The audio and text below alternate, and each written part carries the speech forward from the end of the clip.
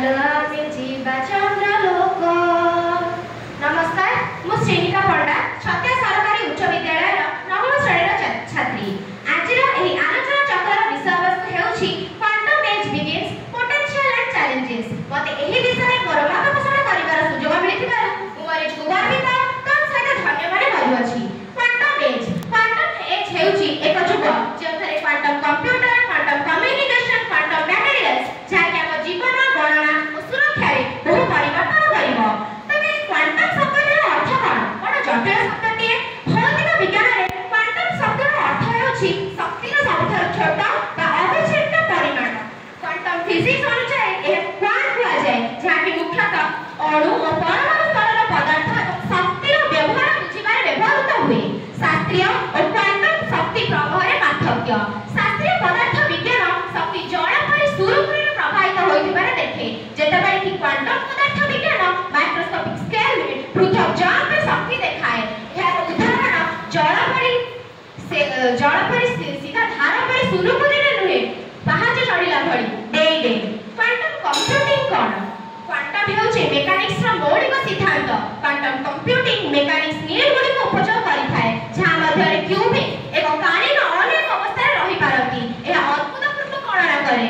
Superposition कणिका एक साथरे एकाधिक अवस्था विद्यमान होई पारे, जेपरि वायु रे एक भूतन कॉइल बा एमआरआई मशीन हम शरीर रे थिबा हाइड्रोजन एटम्स गुडी को खोजी थाए एवं ताक एक साथरे दुई पार्श्व रे घुराए, जहा द्वारा हम शरीर रे हितबा रोग गुडी को देखिबार सक्षम होई।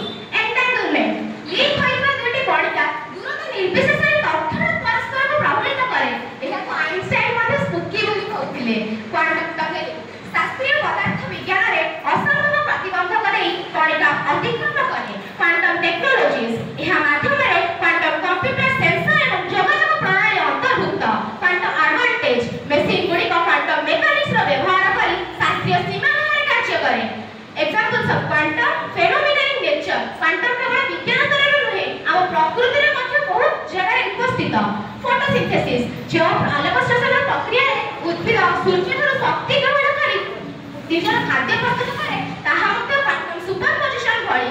सोलार फ्यूजन क्वांटम तथ्य अनुसार सूर्य रे रहउछ एक शक्ति एवं एहा कणिका रे गठित। एही कणिका गुडी तो रश्मि आकाश रे तरंगायित भाबे विकिरित हुअति। रेड स्कैटरिंग ब्लू स्काई हम सुंदर नील आकाश सूर्य का किरण और महाकाशीय कणिकार मिलन द्वारा गठित। जो निर्दिष्ट प्रक्रिया रे एथिपाई आलोक विच्छेदित होई थाए, ताहा मध्ये क्वांटम प्रिंसिपल्स रे वर्णना करा जायछि। क्वांटम टेक्नोलॉजी रे संभावना क्वांटम सिमुलेशन माध्यम रे औषध एवं चिकित्सा डिजाइन त्वरान्वित हेबो। क्वांटम एन्क्रिप्शन कौशल प्राय अविस्मरणीय सुरक्षा प्रदान करिवो। क्वांटम शक्ति व्यवहार करी ज्ञान और प्रযুক্তি विद्या रे बहु उन्नति घटिबो। जटिल घटना गुडिक वैज्ञानिक बुझामणा जेपरि एहा ब्लैक होल थारु आरंभ करी डीएनए संरचना पर्यंत मौलिक घटना गुडिक अनुसंधान सक्षम करिथाय, जहा ब्रह्मांड और जीवन विषय हमको अधिक ज्ञान विस्तार करिवो। क्वांटम जुग आह्वान साइबर सुरक्षा और विपद।